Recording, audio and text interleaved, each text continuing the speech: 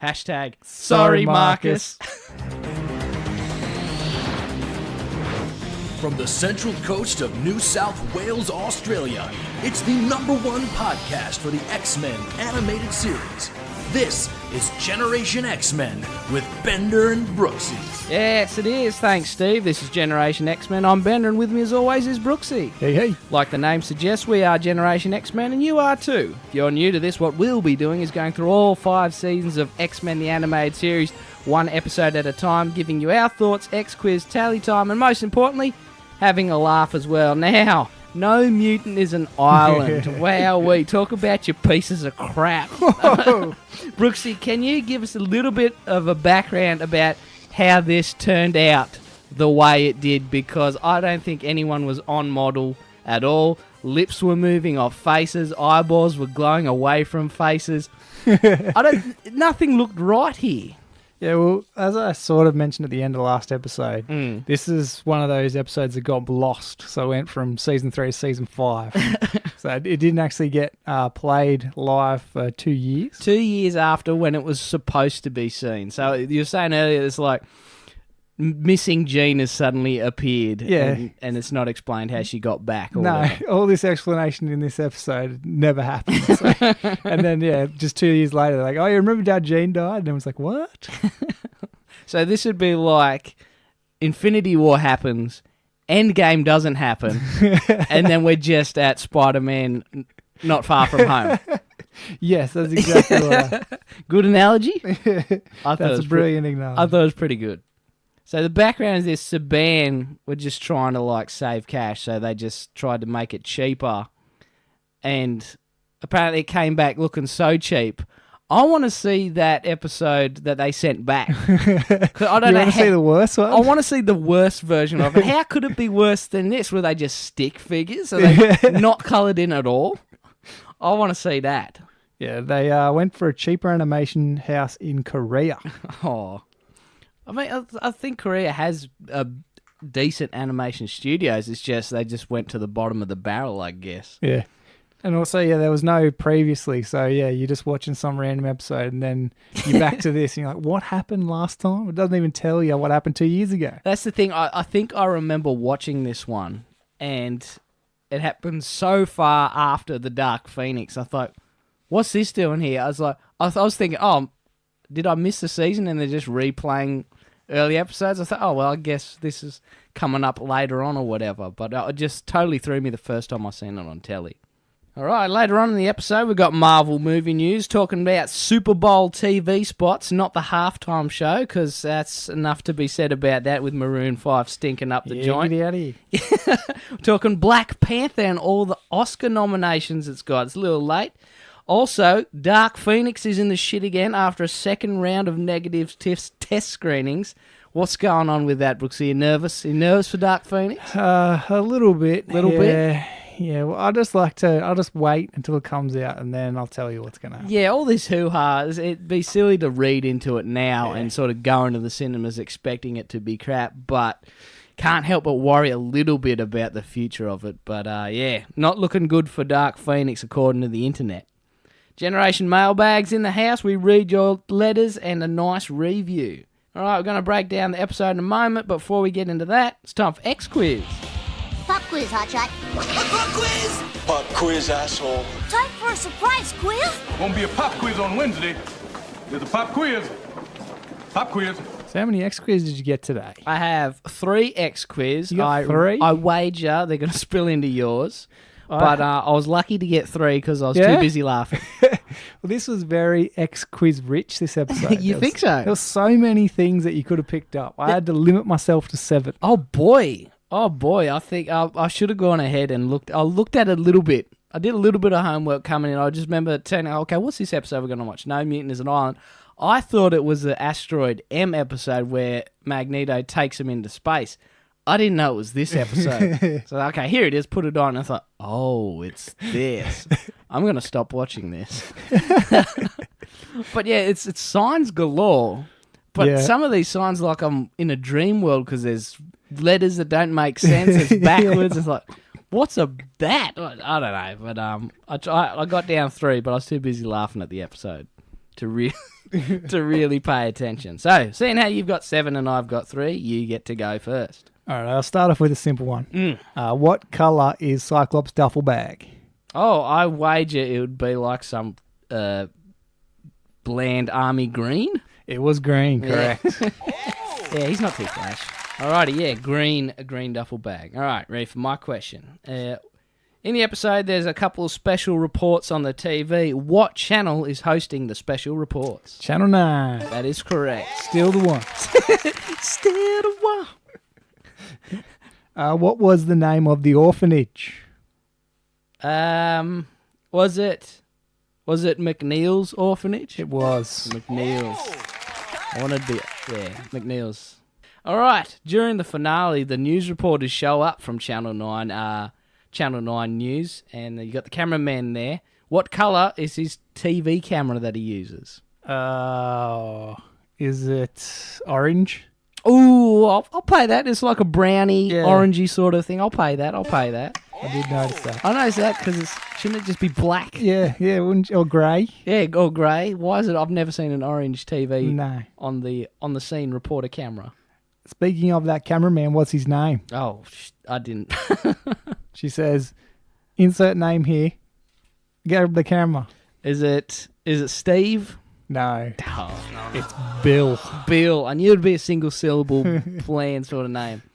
Should have been Larry. Yeah, it should have been. All right. At the end of the episode, Cerebro flashes a number before Jean shows up. What is the number? Is it 12? It is 12. 0012. What is the name of Kilgrave's driver / butler? I don't know. Is it Jarvis or Alfred? No. But it's close to Batman. It's close to Batman. Is it Bruce? No. Is it Wayne? Yes. Wayne. Wayne the driver. Yeah, it is. It is Wayne. So you did that one, you did that. Yeah. So you did all my ones. Oh, really? I got yours, so that's sick. I told you there'd be spillage. Have you got any more? No, I don't have any more. I got one more. All right, hit me. And what is the name of the little kid on the bus that's shooting Cyclops? Oh, the little racist kid that hates mutants. Yeah, he's just playing good guys and mutants. That's pretty clever, though. I can't remember. Is it Liam? My name is not Johnny. Oh, Johnny? Yeah. That seems to be the stock name for kids. I should have got that. I'll have to watch that again, see if there's more X quiz.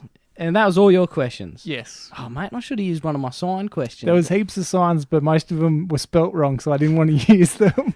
Did you see the one that said Barker? Yeah. That's supposed to be Baker. I don't know whether it was Baker or something else. And then, Butcher or Barber. Yeah. It could have been Barber. There you go. But usually it's Barber That's shop. what I was thinking, Barber. Yeah.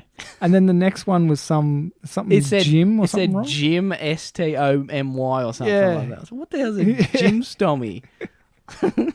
It's exactly what I thought. Like, I'm not going to use. That's terrible. That's whack. And everyone was wearing like ties and stuff too. I'm like, oh, this could be easy. What colour tie? What colour hat? Could have stumped me. Yeah, there was heaps of that. Previously on X-Men. There was none. Made it very confusing for the poor people back in 1996. Mate, it could have used one because I wagered that this episode felt really fast. I thought they would have need to have stretched it out. Did they give a reason in the book why there was no previously on X-Men? That's what they said. Hang on, I'll just pull it up. Yeah, there is none. Why? I have no idea. Money, neglect. Oh, neglect. There was certainly the need and room for a recap. Oh, boy. Direct quote. Direct quote from Previously on X-Men by Eric Lee Wald. In stores now. Grab what you can. We are not getting paid for sponsorship. No, we had to pay for the book. Did you get that from Amazon? I can't remember where. I think I did. It's like the only place you could get it from. But I got it in the hardback, so no soft back. So if Larry ever comes to Australia for a tour, we'll get him to I'll sign give him it. to sign it. Remember to wear our Generation X-Men t-shirt. You'll get him to sign that too. White marker, baby. Just do that. Okay, Put it in this time. Didn't I put it in last time? You didn't put it in. Oh. I was waiting for it. You wait for it. Wait, Brooksy, what do Fords do? Break it down, my fuzz. Now it's time for a breakdown.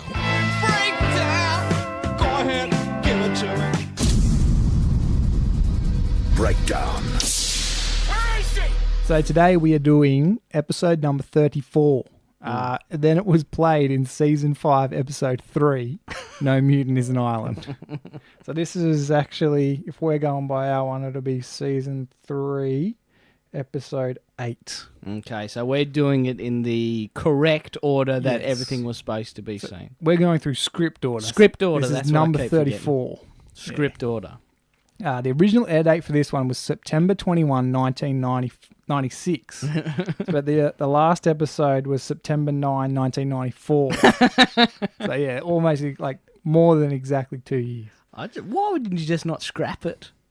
It was written by Steve McLean and David McDermott and directed by Larry Houston. On you, Larry, kind of. Should apologise for that, Larry. I mean, you can only work with what you're given. That's and right. I'm sure you did a lot of massaging to make the magic happen, but you're not a miracle worker. This one was a bit of a hard watch. I'd love to know how many times it got sent back to. Oh, man, that's the thing.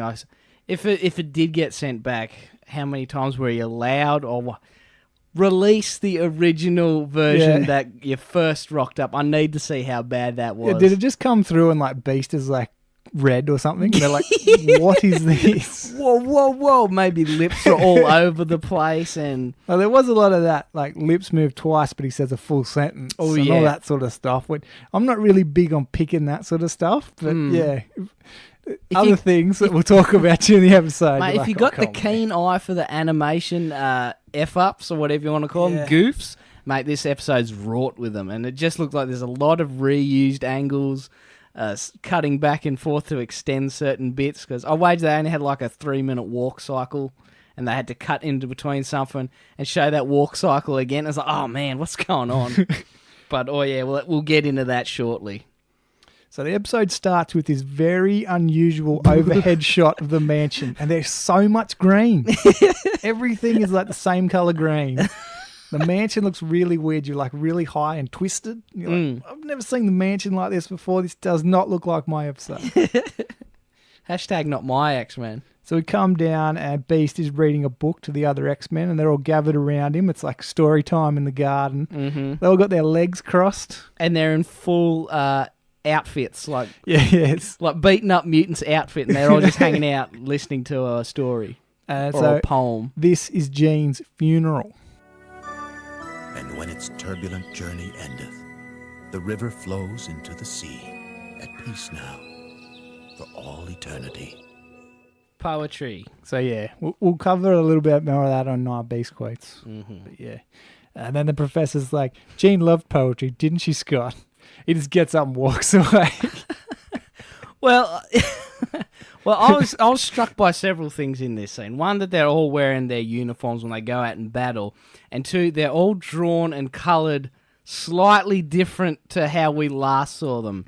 Their noses... Professor X's nose looks really flat in all these close-up shots. Yeah. Their heads are all a bit monged. And there's a lot of crazy, weird angles in this. If you ever heard of a Dutch tilt, that's when everything's... like diagonally. Yeah, like the whole episode was like that. Every other shot was on a diagonal or on a Dutch angle, which was really whack. But yeah, there's a lot of weirdness going on here. Yeah, Cyclops pisses off out of there, so it's a trigger for him talking about Jean and poetry, apparently. So then we get this undershot of the professor, and most of his face is like black. It's like, this looks terrible. He says, we all know the risks of being an X-Man. Jean knew them well. It's like, why are you rubbing this in, Professor? Come on, man. He's really trying to hammer home the point. This is not my fault. People die, okay? Learn it well. Come on, guys. Get over it. It happened like 2 days ago. Jubilee is not ready to say goodbye yet. She's still holding on hope that Jean is alive. We go back to the war room now, and Cyclops is just watching the season 1 closing credits of Jean spinning around in like a hologram in the middle of the room. Oh, yeah. The professor then tries to get Cyclops to move on from his grief and telling him that Cerebro has picked up a disturbance in Manhattan. It appears to involve an unidentified group of mutants. Yeah, he's already on to the next mission. Yeah. The professor's ice cold. Sorry, Professor. I can't go. Not now. Not ever again. I'm leaving the X-Men. I'm leaving the X-Men. Bum, bum, bum. We go to a break on the end of that. That's a good outline. Also, is it around this time that we see that Professor X is in his hover chair, but he's like floating 6 feet off the ground as to barely skimming the ground? That's what comes up next when they're having their back and forth. So, after the ad break, we're on a bus. So, yeah, we come back from the ad break and there's this huge celebration because Cyclops has left the X-Men. It's like when Bart gets sent back to kindergarten and Mrs. Krabappel pops the line. Imagine Wolverine would have been just like that. But he's upset that Jean's gone. Jeannie. Yeah, so we come back and Cyclops is riding the bus. So, yeah, he's gone. His convertible that he had? Well, his freshly made convertible from Wolverine. So, yeah, he's on the bus, then it fades back to Cyclops in the war room. And it's like just daydreaming or something when he's on the bus. It's like flashback or something. Yeah, we cut to him on the bus and then we immediately go back to the scene we just left after the break. So it makes me wonder, why are we having a flashback? Is that what he's thinking about on the bus? He's thinking about what happened during the ad break. He's not thinking about Jane. He's just thinking about what he said to the professor. Yeah. So Cyclops isn't happy about carrying on the good fight now that he's lost all that he had. Cyclops says, a lot of things I thought I knew aren't so clear anymore to me. He's sick of the responsibility, sick of being den mother to a bunch of quivering children. Den mother. Good line. He can't do it anymore, and he is sick of caring. Oh, dear.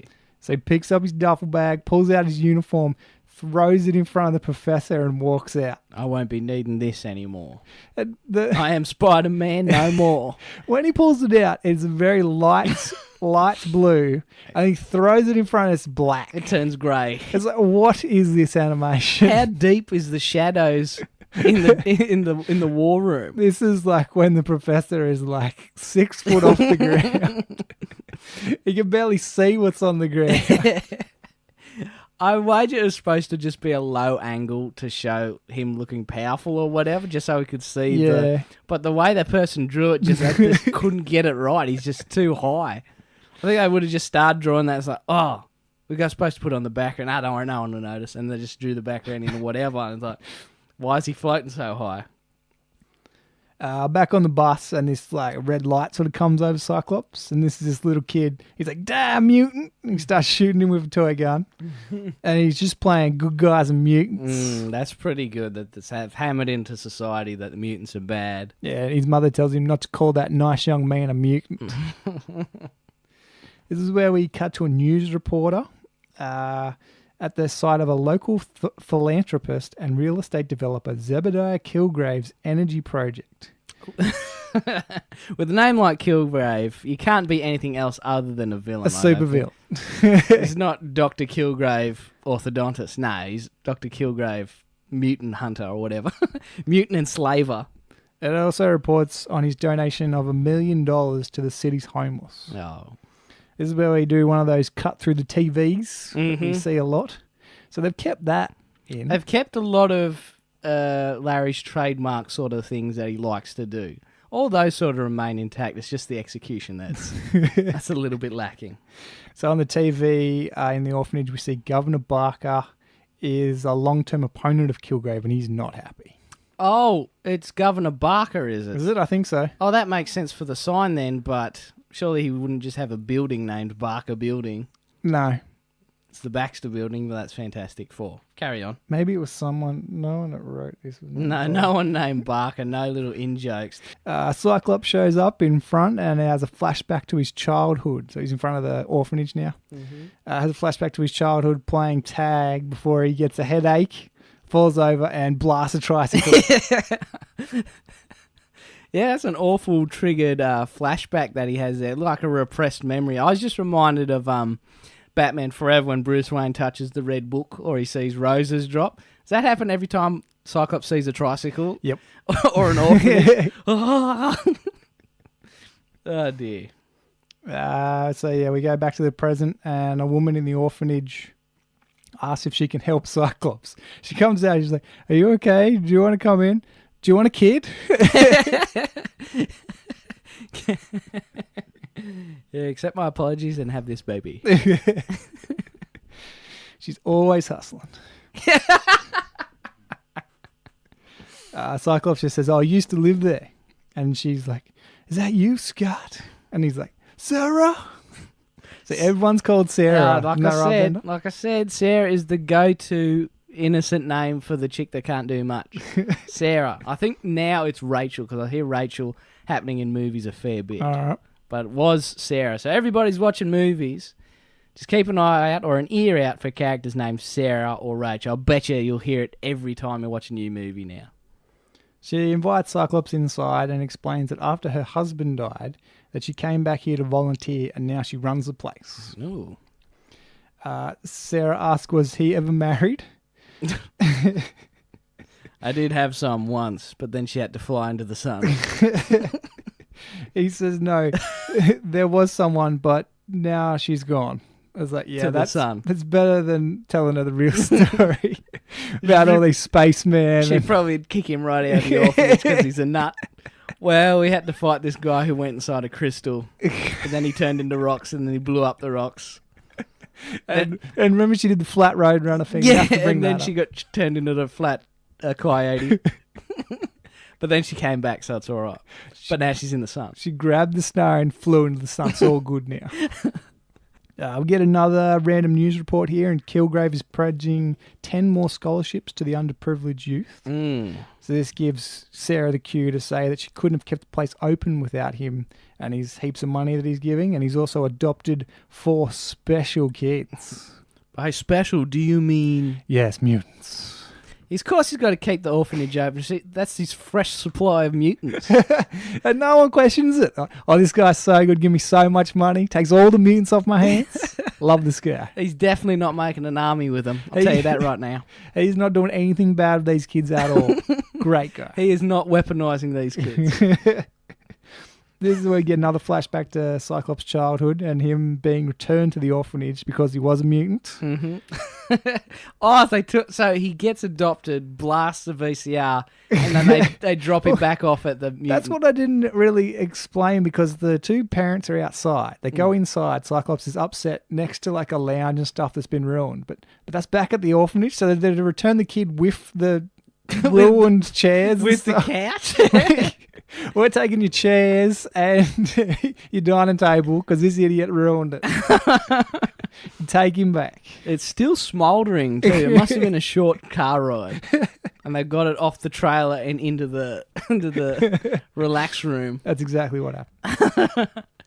Is it here that he blasts another tricycle? Oh, no, that's later on in another flashback. We should write down how many effing flashbacks there are in this. Everything's a flashback. Imagine watching it 2 years later. We come back now and there's a smoke alarm and there's smoking thing and the children. This is where Cyclops runs through the scene and sort of just flicks himself off the table. Like yeah, that's right. They're at the jumping dinner over table. Nothing. And there's they're at a dinner table. All the chairs are tucked in. Sarah runs around normal. Cyclops leaps over nothing to get to Sarah and run again. Then they go up the stairwell and he leaps the banister, which is okay. That makes sense. You got 1 jump. You don't need 2 jumps. Get rid of the old fake jump. It was probably already animated. Everyone just forgot to animate something in his way. But what could have been in the way in the middle of a kitchen? Another chair? A cat. A cat? I should remaster the episode. That was exactly what happened. It was a cat, because then the play's going to burn down. Like, hey, they didn't save the cat. Got to get rid of the cat. Oh, right. Oh, right. Oh, it's holes. There's holes. That's they just right. eliminated. I was going to say, I should remaster the episode. With the technology we have, I could fix all these mistakes. But why would I? It's a terrible You could put a episode. bin in there. I could put a bin there. Bin with the Generation X-Men logo on it. So they get upstairs, Sarah rounds up the kids, and Cyclops kicks the door down to the fire. He's never seen Backdraft. I've never seen Backdraft. You've never seen... Oh, you got to Do see you just Backdraft. touch the doorknob to make sure that there's no fire there? Well, when you open it up, all the oxygen comes in, and then It the makes it bigger. fire goes crazy. Big Backdraft. What are you supposed to do? Not open the door. How are you supposed to get them out? Call the fire pup. Oh, I need to watch Backdraft. This is where Cyclops initiates his fire extinguisher blast and walks through the fire to find the young kids. Yeah, Cyclops using his laser vision to blast the fire out. Concussive force turns off fire. Oh, okay. Just pushes the fire away. I think lasers are very hot. Wouldn't they just singe the crap out of the carpet further? Yeah. Maybe he's doing a backburn live. There you go. Burning it all up before it can catch. He's getting rid of the fuel. Yeah, that's what he's doing. Ah, dear me. Backburning is something we have in Australia. We burn down, it's controlled burn of all this shrubbery so the random bushfires don't engulf and get out of control, right, Brooksy? Correct. That's what they should be doing in LA, because isn't there a big fire out there recently? Yeah, I don't know their fire things. How come they don't do any backburning? I don't know, maybe they do. And it still gets out of hand. He blasts through the fire to find a young kid. And he as soon as he finds him, he's like, "Oh, what have you been doing? Playing with matches?" You little Derek, stop lighting shit on fire. So he starts giving him the old spiel about don't play with matches. And then Sarah comes in and tells him, "This is Rusty. He's one of the special kids." Turns out he too was adopted by Kilgrave 2 days earlier, but he's run back to the orphanage. And this is when Cyclops decides that he needs to have a little mutant-to-mutant chat for Rusty. I made the spot as we were watching it that Rusty is what? With the fire hands. Is Fire Fist, because Russell in Deadpool 2 has the same sort of powers and is an orphan. How come Rusty's not a Kiwi? I'll burn you! I'll burn you! Maybe he has a splash of diabetes. But yeah, I thought that was pretty cool. That was one of the highlights of the episode. Seeing that, that's Fire Fist. Remind you of Deadpool 2. Remind me of Deadpool 2. There you go. Cyclops starts to talk to Rusty about controlling his powers and then decides to show off by blasting a huge hole in the building right in front of the orphanage. This huge condemned building that was probably full of homeless people. Cyclops just blasts the hell out of it. He couldn't have thought of just a smaller thing, like couldn't just shot the ground in front of him. No. Could zap the blast garbage open bin. a bloody building. I'll demolish this building real quick to Bloody prove that I'm a Cyclops. mutant. You're a mutant. Then you know what it's like. I also know what it's like growing up without a home, without parents. Yeah, have you ever heard of those? They're parents. We have parents that love us. You don't because you're a little orphan. He tries to get him to go back to Kilgrave, but Rusty tells him he's been a wacko. Wacko. Is that a technical term? Patient may suffer from schizoid, frantic, delusional, blah, blah, blah. I can't remember the line. So what you're saying is this guy's total wacko. Cyclops just says, maybe you just have to get used to him.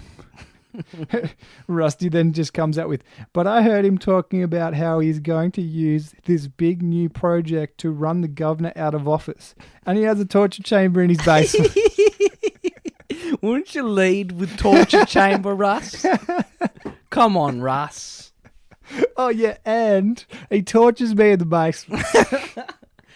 If I was being tortured and then someone's running a plot, I would care less about this plot that he's running and more that he's torturing the crap out of me. This is where Sarah pops her head out the front door. She's like, I don't believe him. He's full of lies. This bloody lying kid. Lying little bar. She says, after all Mr. Kilgrave has done for you, you make up these lies. House of Lies. Cyclops asks, could the story be true? He's like, no. He's lied, stolen, been in trouble with the police. Is Kilgrave saying this, is he? No, this is this is before Kilgrave shows up. Okay. It's just them where the cop car you hear come flying up and there's a purple car following up. Whoop, whoop. Yeah. And it's Kilgrave. It's not the Joker in a purple car. No. This is where he's wearing this like blue overcoat over his shoulders. Mm-hmm. And he's got like this big block head with a big flat top. He's got a grey sort of suit on, grey purpley sort of suit. He's got a pink shirt, red tie, and blue gloves. So the gloves always get me, man. Never trust a man with gloves. Has a hero ever worn an overcoat just over the shoulders with gloves on? That's an evil man. That is. So he just pretty much just blackmails them to give him back Rusty if they don't want to lose their funding. And you got to keep the old coot happy. Give him all the bloody... You want the cash or not? You want this cash? You want these $1 million? Give me all the mutants. Cyclops then steps in, gets his big chest out, and he's like, questions Kilgrave and why Rusty is scared to go back. Kilgrave's response here, right? You don't happen to have a torture chamber, do you, Kilgrave? And he's like, Sir, the boy seems scared. Does he have any reason to be? Why, no. Not having a father. He's just not used to the loving discipline a boy his age needs. Loving discipline. That's a trigger word if I ever heard one. Oh, I forgot to mention, like, when Thingo blows up the condemned building, there's all these tiny fire hydrants everywhere. that's right. About the size of a shoe. Everyone is... Fire hydrants are tiny. If you rewatch the episode, it's another thing to look at. The scale of everything is totally wrong. So yeah, Sarah's like, oh yeah, off you go, back with old Kilgrave. There you go, Fire Fist. So they walk down and get into the car, but they get into the driver's side of the front of the car. He's got that open. That's another animate stupid thing. It wasn't an Australian car, was it? No, but it was the front of the car too. Like he came in the back. The driver drove. Oh, okay. They both got in the front of the car. Don't worry, Wayne. I got this tonight. I'll take the boy and drive. You can walk. So we cut straight back to Kilgrave's place here, and Rusty is immediately strapped into a chair in... Bloody Kilgrave is crooked like a roach leg. Rusty's like, no, you can't make me. And then Kilgrave's eyes glow purple, and he's like, obey me! Obey! Which we've heard before. Yeah, this that's from Sauron's Sauron. Yeah. Obey! But not as cool because his eyes had little circles in them. That's right. Kilgrave's is just purple. Shh. Obey me. So we pan over to see multiple children strapped to chairs and one strapped to his wheelchair. Kilgrave, he's not going anywhere. Got to put the wheel lock on. Got to put the wheel lock on. What is that? What it's called in The Simpsons when it puts the thing on Homer's car? Is it called a wheel lock? The boot. Yeah. He's got to just put the boot on the wheelchair. They're made to watch this huge screen with Kilgrave's now full purple skin. And he's like, the future is now. We will be respected. We will overcome their hatred. Through strength, we will lead. It's just like over and over again. That's just all they say. So this is when the propaganda's playing on the screen behind them.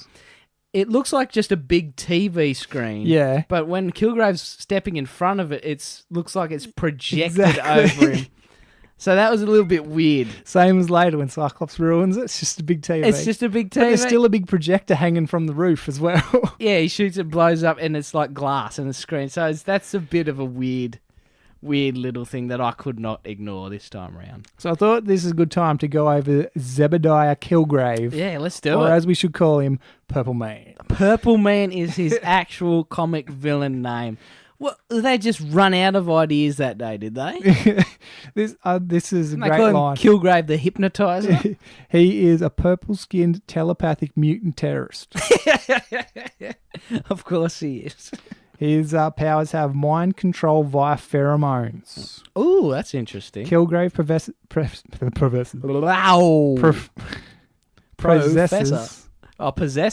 the power to sap people's wills, allowing him to command people by simple verbal suggestion. His power originates in his skin cells, which has been mutagenically altered. He also has accelerated healing factor.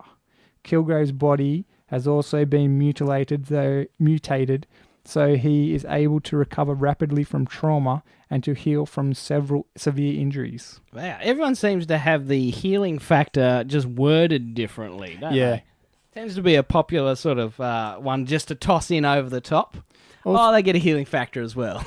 He's also got a couple of weaknesses too. Oh yeah, hit me with them. Like it says willpower. It says certain individuals with exceptional willpower, such as Captain America, Daredevil, Doctor Doom, and Kingpin, are all able to resist Kilgrave's charm. Oh, surely you'd put Wolverine in there. He can fight through that stuff. Has he got the willpower? It's all a matter of willpower.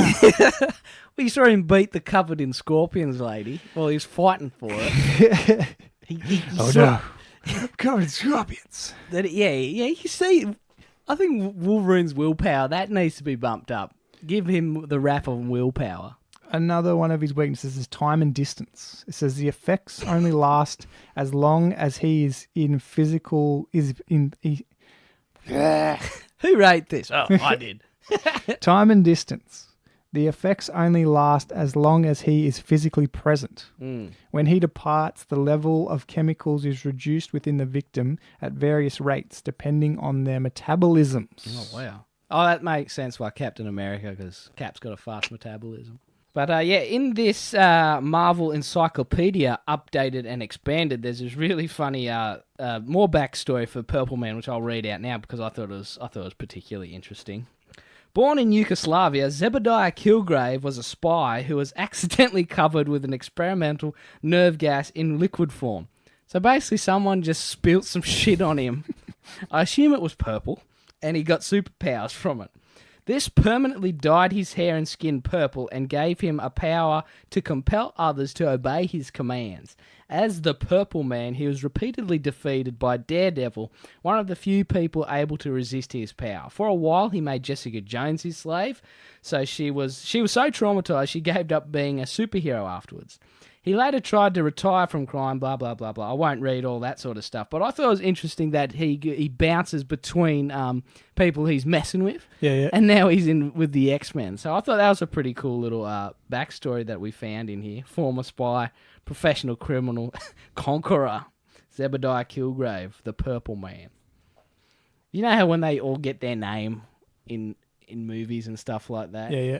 Spider-Man was given to it by the wrestling guy or whatever, and Call Me Wolverine or whatever. It's like, how did he come up with Purple Man? Is he in the newspaper? He's been enslaved by some purple man, and Zebediah's like, ooh, I like that nickname. I like that one. I'm calling myself Purple Man.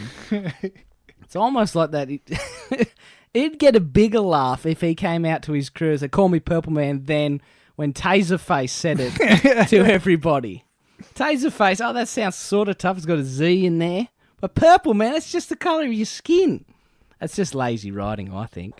So the kids all have these shiny purple eyes and are speaking along with the program. So they're under this mind control. One of us. We go to a break then. Come back from the break and we hear Kilgrave's plan. This is the start of Kilgrave's plan. This is funny. You said he's playing the long game. His plan is to overthrow the government by secretly making mutants the leaders of the country. And he starts with children. He doesn't get people that are already senators or something, or someone that wants to be a senator or is even of age to be a senator. No, just some friggin' 12-year-old kid from an orphanage will wait 30 years. And, man, we are going to cover everything then. When he's 70 years old, he's going to be running it. And this is a ridiculous plan. It's the worst plan I've heard in a long time. He could just make people do things, but he decides to make kids do things for 30 years. I'd work my way up the ladder in politics, be like, I don't know, a secretary, and then influence the boss, and then influence the boss's boss, and then work my way up to the president. Yeah. That'd be quicker than doing the kid thing. What if the kids don't want to be politicians? They're not smart enough or charismatic enough. He's a billionaire. Why don't you just show up? Oh, yeah, I need to talk to the president. Give him the obey me. And he's like, oh, yeah, by the way, I think this guy should be president.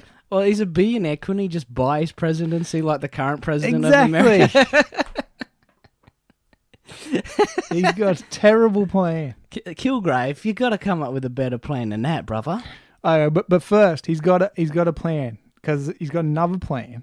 It's time to pay a visit to the Capitol building. Ooh. This is where he's going to use his little kid warriors. So when we go through the kids, we'll talk about them as well. His kid goons. First up, we've got Takashi Matsura. Ooh. This is Taki. They refer to him as Taki a few times. He is WizKid. This is the dude in the wheelchair. The Wiz. That's sort of like the kid out of Nightmare 3. Hey, it's the Wiz. I am the Wizard Master. I don't believe in fairies. He uses his wheelchair transformation powers to gain access. Yeah, he turns into a big tank All or he something. does is turn it into a tank and drive through the bloody gate. This is his plan. Like, he can tell people what to do. He could just walk up to the guard and go, let me in. No, I'm going to get a kid in a wheelchair, turn into a tank and drive through the bloody gate. So he has the ability to techno-form. Ooh. to psionically rearrange parts of machinery into various forms and functions of his specifications. That's pretty cool. This ability can affect metal, plastic, and glass. I'd turn on a pair of robot legs and keep them on. Yeah, wouldn't you what? Also, he's dressed like Speed Racer. Yeah, he is dressed with red and white and just looks weird all the time. Next up, Skid and Boom Boom hold off the guards. Boom, boom. We got Skids, Sally Blevins.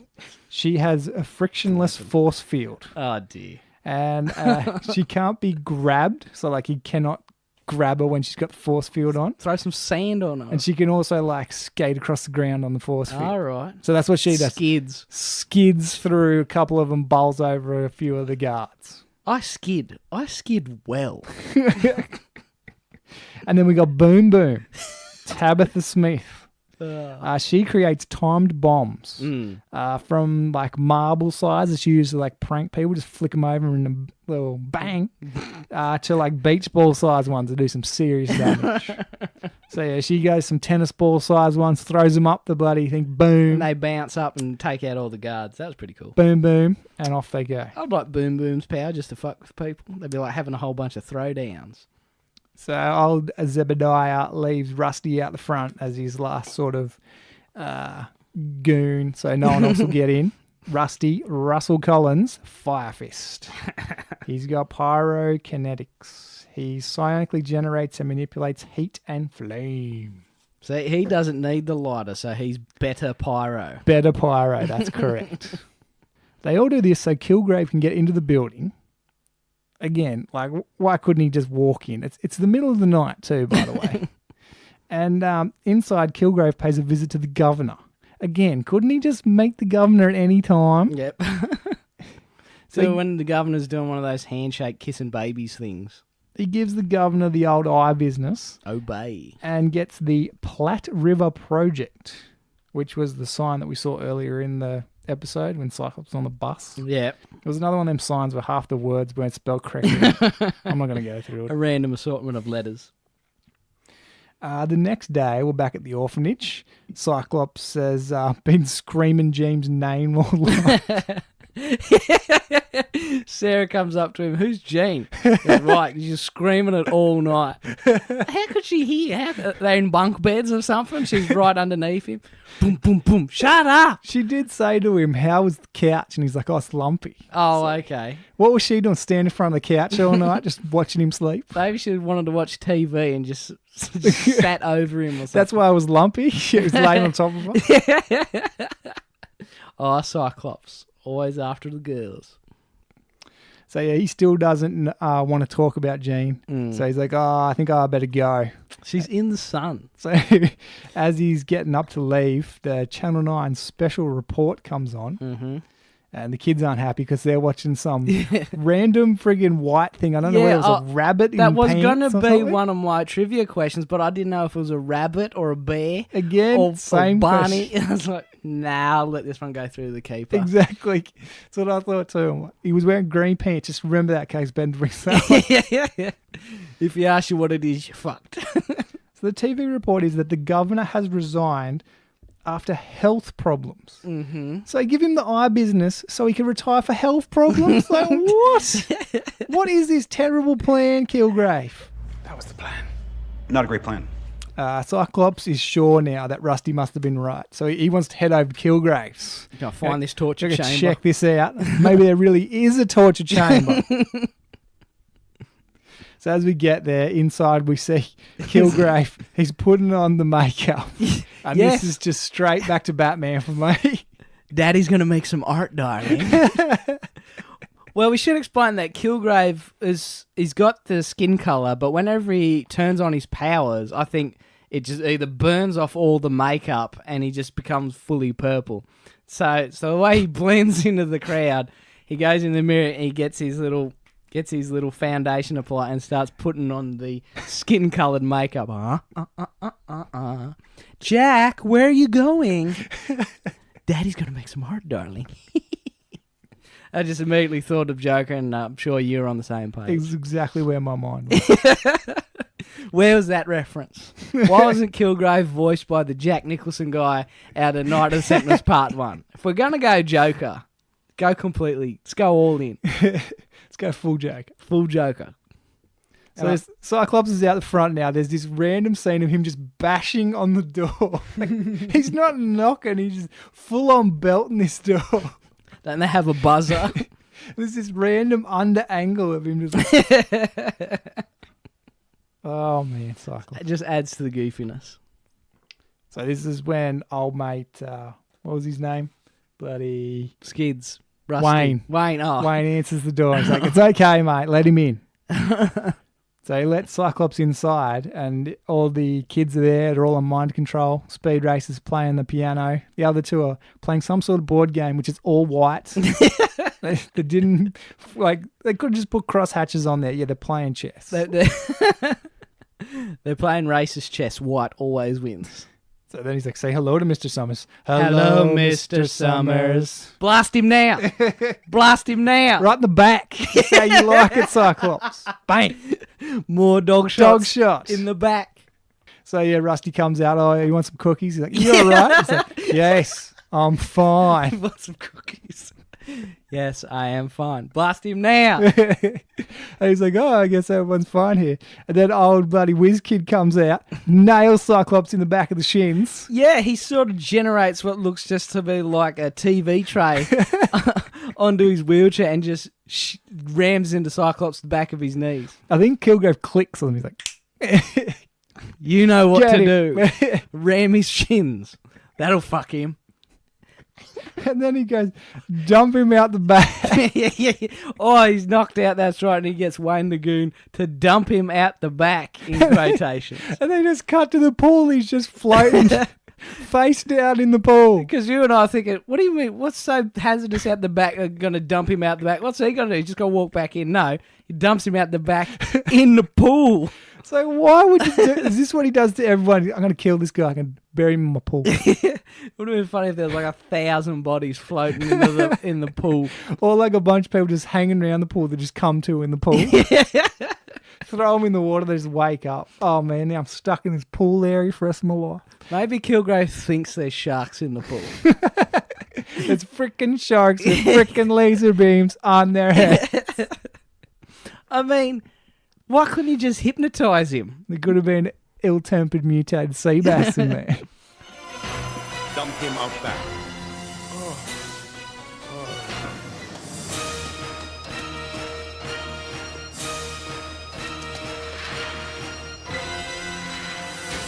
Very dangerous too. No fences up around the pool. No. Well, it probably makes it easier to throw your enemies into the pool. So then we see the unconscious Cyclops, and he's seeing visions of Jean. And he's like, oh, Jean. He's trying to get to Jean, floating towards Jean. It's you. And they go for a kiss. He starts making out with Jean, and it turns into Sarah. He's like, oh, and then it comes back. Sarah's giving him CPR. She's resuscitating him. I will say, as much as I dislike Cyclops, it's a very disturbing image of seeing him spinning around face down in a pool. It was great. Yeah, it is so random. And it got points for me because I laughed my ass off. Oh, it was great. What's going on? Oh, good Lord. Sarah says here, she saw Kilgrave drive off and thought something must be wrong. Really? You thought something must be wrong? Oh, you reckon? I'm going to go and see Kilgrave. Kilgrave just drives out. No Cyclops. I wonder what Cyclops is. Maybe something's wrong. Maybe sleeping on the lounge. Oh, man. Yeah, he was very tired. He got a bad sleep. So she resuscitates him. Yeah, when he comes to, he also sort of blasted through the wall. And then like, oh, yeah, that's right. I've got blast eyes. Oh, I need my sunglasses. Where's my sunglasses? Better put them on. Yeah. And Sarah no-sells it. And so he's like, oh, did the kids go with Kilgrave? She's like, oh, yeah, I don't think so. So she was watching that close. She's like, is kids in that car? No. Right. I wonder where Scott is. I wonder how long she was out the front just going, I wonder when he's going to come out. I know Kilgrave's gone. Should I go in? Is he just dumping me again? Oh. He's got the keys to the car. So they decide, kids must be inside. Let's break into this basement and find out if there is a tortured chamber down here. So they come in, and of course, the kids are in like the final stages of getting their mind control. Mm-hmm. Watching the big TV now. Yeah, they're all still strapped to their chairs. Old mate, bloody speed racer. They got him in a chair this time. He's just not in his wheelchair. Then put the boot on. Stupid boot. But yeah, one eye beam into this screen that's on the wall, and then it's out. And then we hear the T-1000 exploding, shattering sound again. That they love. They love that one. That's their go-to. Layer in the T-1000 exploding and again. So this was, again, there's like a projector from the roof that we saw him walk in front of before, and then he smashes a huge TV screen. Yeah. It's just, that doesn't make sense either. Didn't translate. That doesn't make sense. That doesn't make sense. Cyclops then stands in front of everyone and says, acceptance must be earned, not forced on people. He then frees the kid from the mind control and shoots back at the console, and then they all just pop out of their chairs as well. That's always lucky and an easy way to get people out of their restraints. What if you just fuck the terminal and there's no way of unlocking them then? So with the kids free of the mind control, they take them back to the orphanage. Cyclops and Sarah then have this conversation about how he's like, oh, you weren't shocked when I used my powers. When I blasted open the doors, you didn't sell it at all. No, it's like, come on, man. You both grew up together. She clearly would have seen you when you were destroying tricycles all of your childhood and then kept bringing back from people. Singed lounges. Yes, like, come on, man. Seriously. But they showed that clip again, didn't they? This is where they showed another one of him killing another tricycle. Yeah, when he was a kid, he killed another tricycle. Because they were on the porch before, now they're down in the yard. And then he melts the tricycle, doesn't just push it forward. Yeah, he's given it a little bit extra this time. So he's a little bit older. Yeah, a bit more potent. But that poor kid keeps coming back to his trashed tricycle. But I meant it was like they showed Cyclops blasting the back window after Sarah resuscitated him again, right? Yeah. That led me to believe that they were running out of footage. Yeah. And they had to show that again just to fill out the That was the when minutes. they were walking down the stairs. Oh, that's right. And they cut that footage in between the walking downstairs. And they played the same walking down the stairs footage again. That's what made me think, okay, they've run out of footage here. How are we going to stretch this conversation out? And this is where the episode gets even more interesting. Because all of a sudden there's a helicopter out. Suddenly helicopter. Suddenly Kilgrave helicopter shows up. Kilgrave's got a battle chopper ready in the middle of the day with a spotlight on him. Spotlight on. It's the middle of the day, you idiot. Get the spotlight over here. Not on me, you silly bugger on the bushes. Hey, look at this big cheeky bugger. 10 points if you get the reference.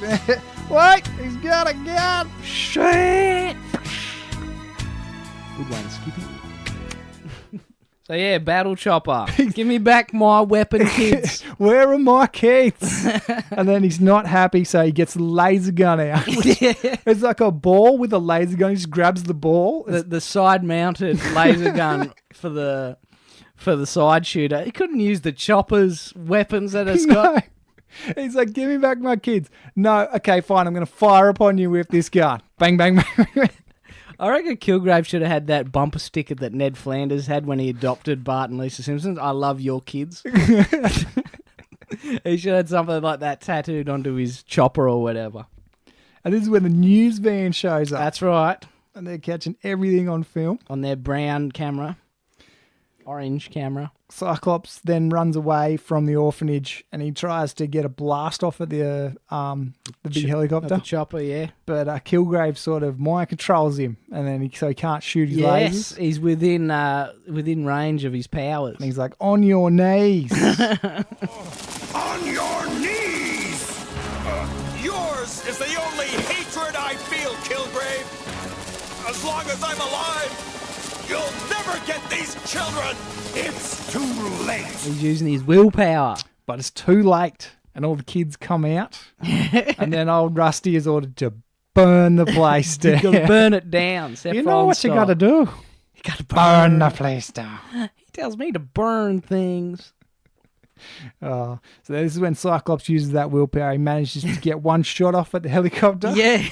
It's enough. It rattles the helicopter and they both fall out. Yeah, the driver and Kilgrave fall out of the helicopter before he turns around and promptly crashes into a building. It's into a condemned building. That homeless man's still in there. Just destroying someone else's house. And that's the end of Kilgrave. Yeah, he lands hard, and that's the last we see of There's him. no cut to him. There's no, you'll never get away with this. We'll get you, Captain Planet. Team Rocket's blasted off again. No, he's just out. That's it.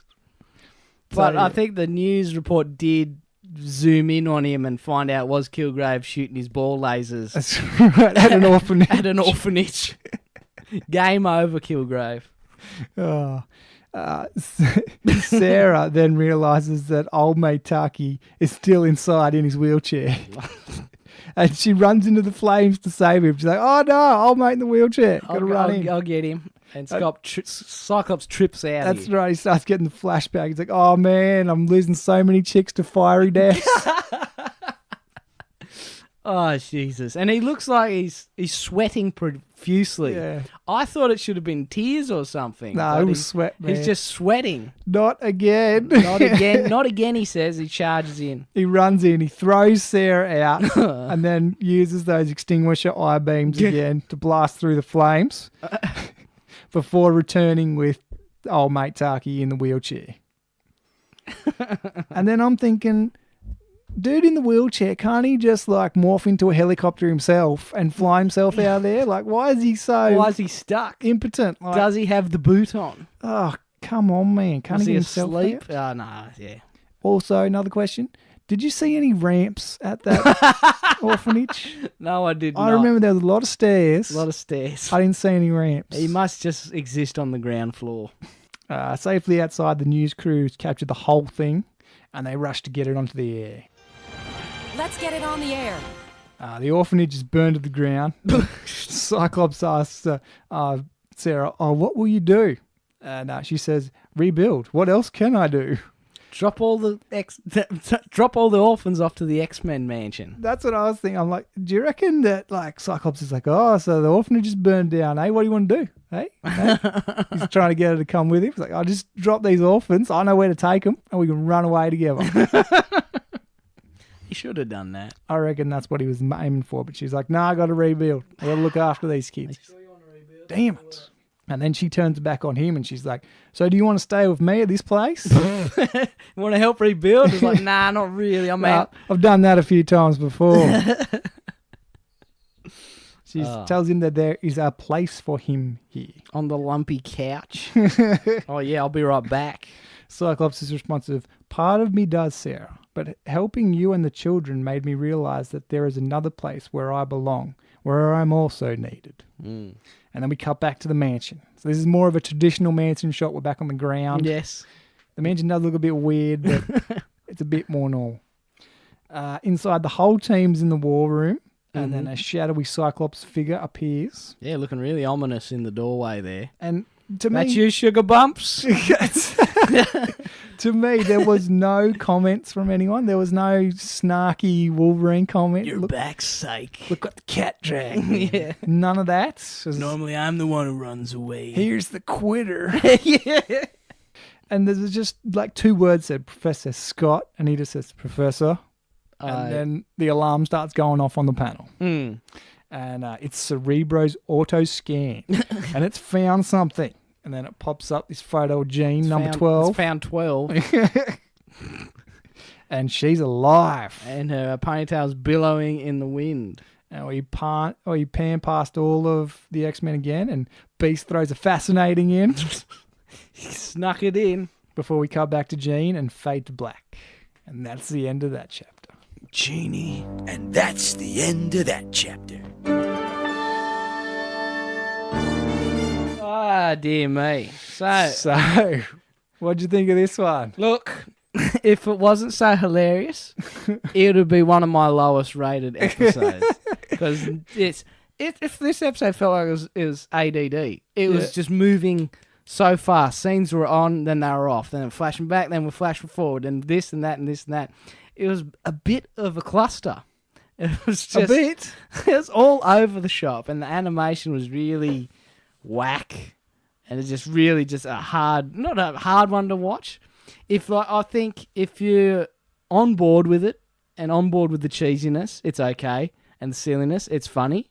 But if you wanted a serious episode of X-Men, this would have really, really disappointed you because, yeah, the goofs were very distracting for me. What do you think, man? The word that comes to mind is clunky. Clunky, yeah. It didn't run together. There was a lot of problems. Yeah. It didn't feel like a normal episode. Nah, hashtag not my X-Men. But, yeah, like all the notes in previously on X-Men book and everything I've read online about it, it sounds like it was a really hard episode to get up and running with because it's just so much going on. See, they had to send it back because it was so broken, because it was so cheap. But I'd love to see that first one that they got back that was so broken. Also, as the episode went on, did you find that you got used to that animation style? I found that, to me, like if I would watch the episode from start to finish, it looked really weird at the start, but then I sort of got used to it. You adapt to it pretty quickly. Because I was like pausing the episode, I'd come back to it later and start again at like, I don't know, 10 minutes in, and you're like, oh man, this is all weird. But you got used to it because it's strung along like that. I thought that was weird. It's an odd thing. I mean, I think in the later seasons, the animation changes a couple of times, and then once you're on board with it, you're fine dealing with why they look so different and if the shading's different. Kind of like when we watched Out of the Past Part 1 from that season, from the last one. Yep. I noticed, but it was like an upgrade in the look. This one was a downgrade. Yeah. But you got used to it pretty quickly. Also, it's very heavy on the X-Quiz. Full of X-Quiz, full of goofs. So that's probably one good like. There's one good bit out of it, and there's I think if you look at it as a goofy episode, you're going to have a good time. If you want a serious one, you're probably not going to have a good time. No. Not going to have a good time. So, what was your favourite part?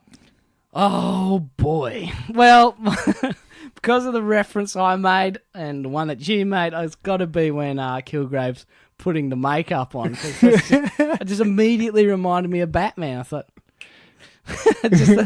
that's the Joker putting his makeup on. Shot for shot, that's either an homage or just a lucky coincidence. That was probably my favourite bit, unfortunately. Well, I had two favourite bits. I couldn't split between just suddenly helicopter showing up, suddenly battle chopper, and just Cyclops face down in the pool. That shot is so good. Throw him out back. Suddenly battle chopper. Those are two good favourite bits. So yeah, I couldn't split them. What about your favourite quote? Oh, let me think, man.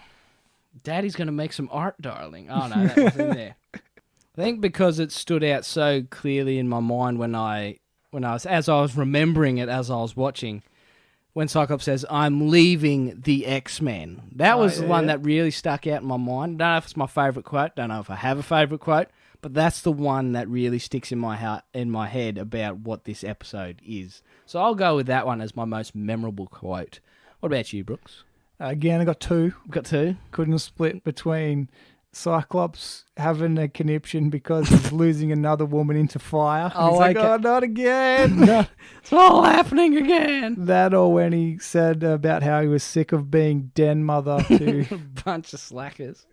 Sick of being den mother to a bunch of quivering children.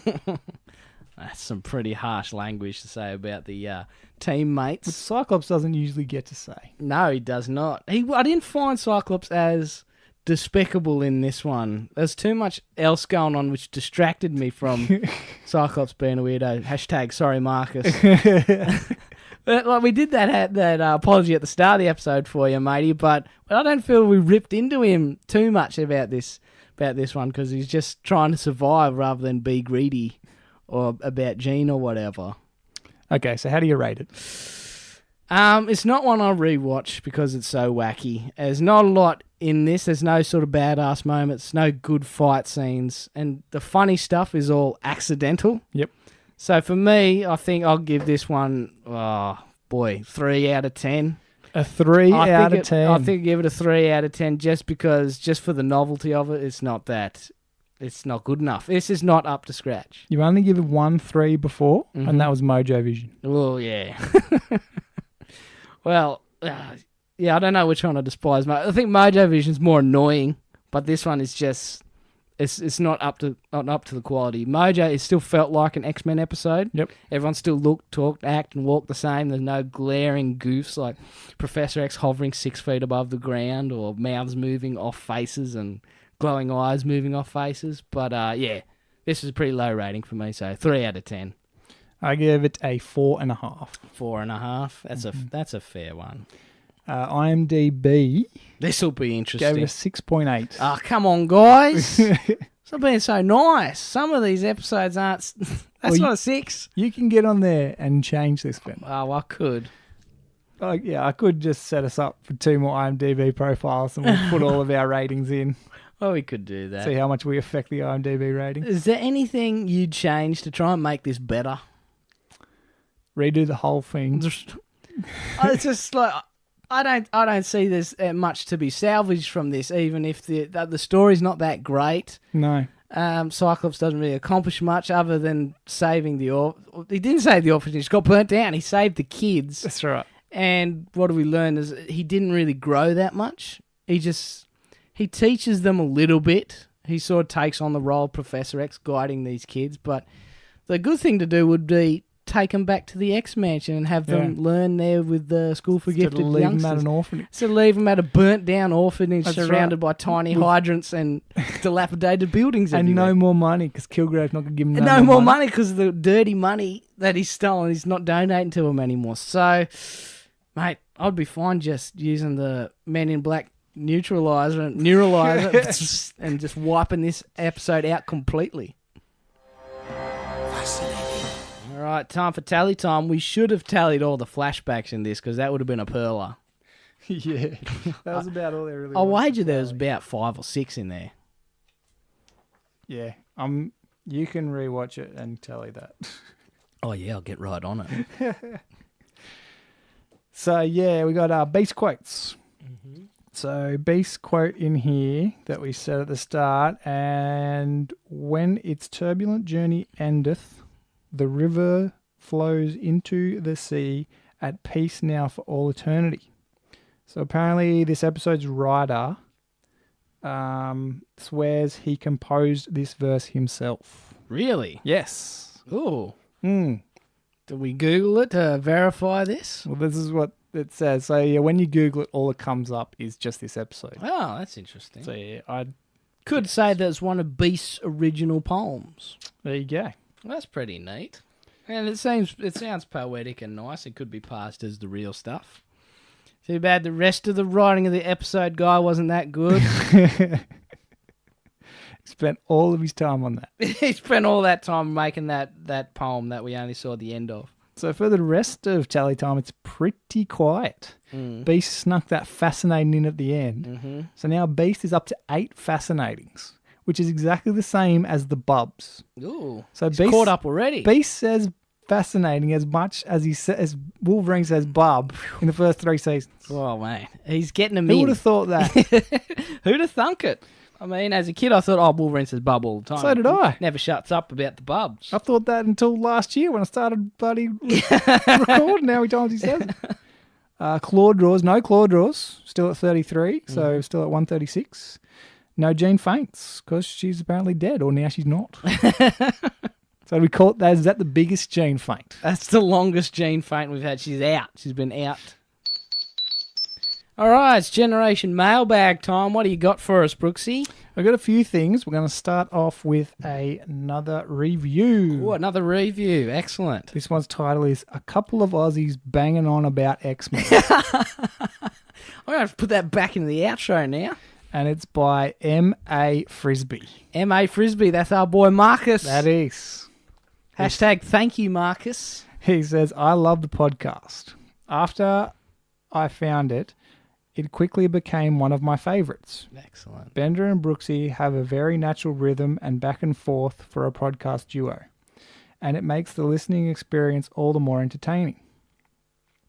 I get so excited when I open up the podcast app and find out they've uploaded a new episode. On you guys, keep up the great work. Marcus F. from New York. On ya, Marcus. Yeah, mate. This episode's just for you, baby. All Cyclops all day long. Hopefully we get a good Cyclops episode for you, Marcus. And thanks for the It review. never happens. So, hashtag sorry, Marcus. Keep those reviews coming, guys. We love them. Yeah, they're awesome. That's my favourite part. That's the most rewarding part, knowing that we're doing something. Well, exactly. It's someone telling us that they're actually listening and they enjoy the show. Yeah. Of course we love it. I love that our catchphrases are in the reviews. Yeah, that's great. That is awesome. I've also got a Bart message Simpson. from our messenger. Someone messaged the page. Ooh, here we go. I'll read this one out. Hello, mates. Haha, you dudes are absolutely hilarious. I really enjoy your reviews of X-Men Taz episodes, in brackets, and all of the extra bonus content embedded in the episodes. I listen to them all the time while I work/write. Not only are you all funny, but you're very smart people. I can tell by your articulations, which inspires me. Oh, that's good. I try to use big words. I'm lucky to get through anyway. We edit out all the mess ups, dudes. It takes us 6 hours to do this podcast. We're on hour 5 at the moment. Thank you for your diligence and hard work regarding the production of this podcast for one of my favourite shows of all time. Take care, Emil, a listener from the good old southern region of the USA. Thank you, Emil. Man, I appreciate that, mate. Yeah, man, we try and get the diligence and hard work about the production of the podcast. We want it sounding good. We want it sounding tight. That's why I do a bit of editing, because that was one of Brooksy's sort of keys for this. Yeah. He didn't want any dead air. And even though when we're joshing back and forth, there is a little bit of dead air, but it's nothing that's too distracting. But any of it is, we sort of crop it out, because we have a long podcast, so we want it pretty punchy, and we don't want you rolling your eyes when we're looking for notes or anything like that, or there's extra long pauses while we drink our Pepsis or water. But yeah, thanks, Emil. Excellent. So because you keep asking for more reviews, and once you put one review into iTunes, that's it. This person decided they wanted to do another review, so then they sent it to us via Facebook. Oh, neato. So it says, Bender and Brooksy, this podcast continues to be a favourite of mine. After all these episodes, you still manage to keep it feeling fresh, and it is no easy feat. Oh, yes, we've got to keep it fresh. I love the audio clips, X-Men, the animated series, between your vivid descriptions, voice imitations, and the clips. It's like I'm reliving my early teens as each episode replays in my head. You have no idea what a gift this is. Oh. The show has evolved to include Marvel movie news and a feature guest host as well. And this evolution only serves to make it that much more enjoyable. Oh. It also doesn't hurt that you throw me a shout out every now and then. Only my grandmother and you ever call me Scotty. Scotty! So keep up the great work, gents, and I'll just be here, clear across the earth listening. And don't forget, I'm always available to answer any of your X-Men comic book related questions. Best, Scotty Honog, Long Island, New York. Long Island. Thanks, Scotty, mate. I can't believe... I think the Australian culture is to give people nicknames, right, Brooksy? I mean, or everyone here... Well, I always did. Yeah, you were the assigner of nicknames that stuck. I don't know how you became that guy. It's just usually how it happened. But, yeah, thanks again for the other review, pal. Appreciate it. Keep them coming, guys. We'll read them out on the podcast. Also, questions, too. If you got any questions for us, oh yeah, hit us up with them. That's a good way to... If you've got like a talking subject or a discussion you'd like to hear us talk about, like say, who would win in a fight, Fire Fist or Pyro? That's right. Send them in and we'll have a think and discuss it over the podcast. Yeah. And we could like shout you out too. Scott Honig from... What was he from Long Island? Scott Honig from Long Island asked blah, blah, blah, blah, blah. And then we answer it. Nothing too personal like, what's my BSB account number? You're not getting that.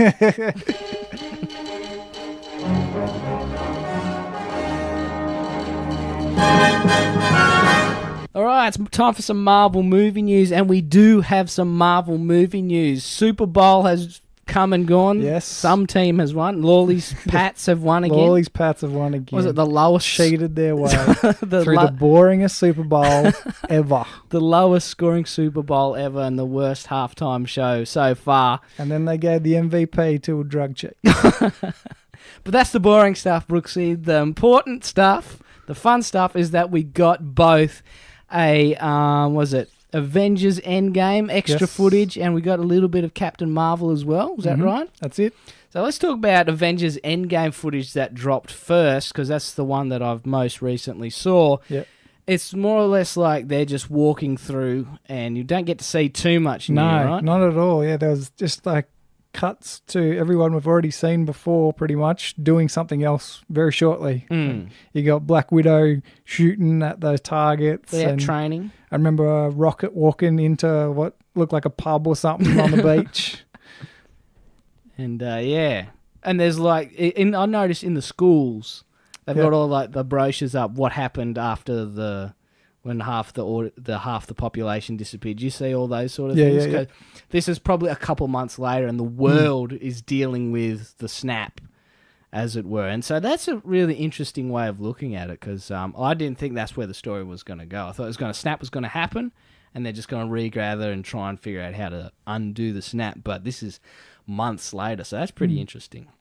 Also, the word is that everything we've been shown so far is only in the first 20 minutes of the actual of film. the movie, Well, which is stated to go for 3 hours. That's a long set, that one. Well, not the last one was about the same, right? Still 3 hours. I can't remember. I don't think it was that long though. Well, people have said it was the longest Marvel movie, It was. MCU movie to date. Yeah. But so much happened, it felt pretty fast. But the whole thing was tied together by, I can't remember what the line in it was, like, most people flee or stop, we don't.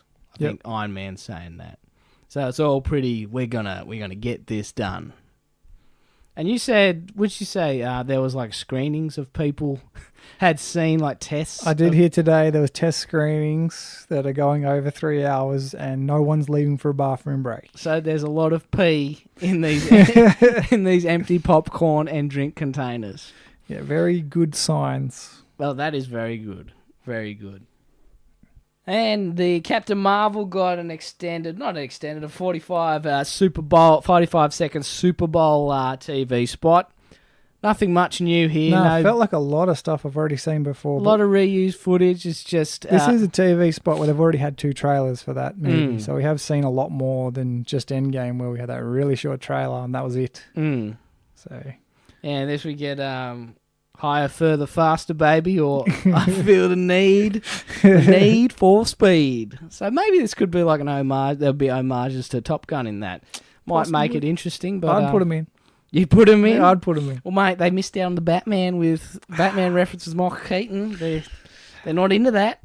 But, surely something cool will happen in that one. But not too much more excited about this unless Rogue shows up. That's it for the Captain Marvel and Avengers section of Marvel movie news. We should move on to Black Panther making history, getting Oscar nominations. How many did it get? It got 6. It got 6 nominations. Best Picture, Best Original Music, Best Costume Design, Sound Mixing, Best Production Design, and Best Sound Editing. Brooksy, what do you think about this, mate? I don't care.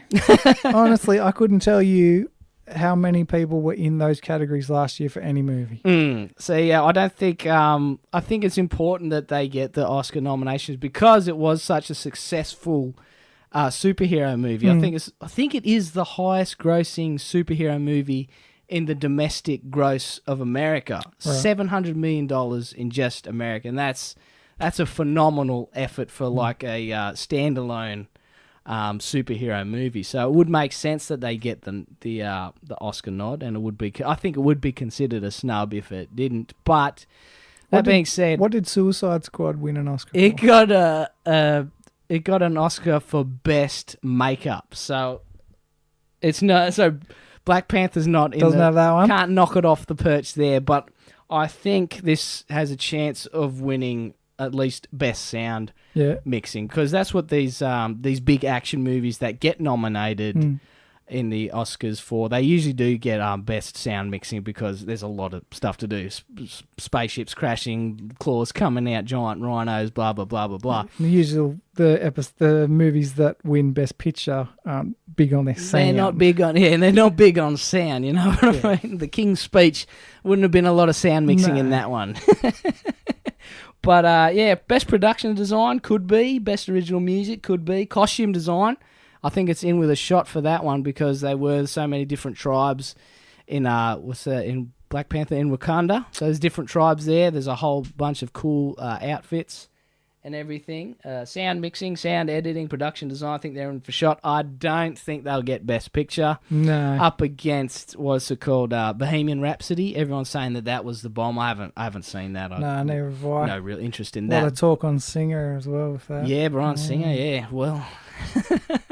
But that looked like when it came out. I thought, well, this looks like Oscar bait to me. I think they'll eat all that up and Best Actor and everything. But pretty cool that the MCU might have I think they will definitely get at least one of those Academy Awards. So the big DC fans won't be able to. Oh, we haven't won an Oscar yet. This is definitely the one to win an Oscar. But of all the Marvel movies ever, do you think it's deserving of a Best Picture nod? And this is over, say, Logan. Yeah. Which I thought if any superhero movie deserved Best Picture, it would have been that one. Yeah.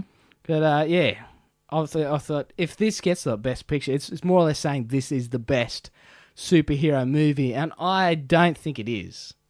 When I went and saw it, I thought, yeah, it's culturally significant, whatever, interesting sort of movie, but I don't think it's I really don't think it's Best Picture worthy. No. Nah, I think they're better MCU movies and I think better superhero movies.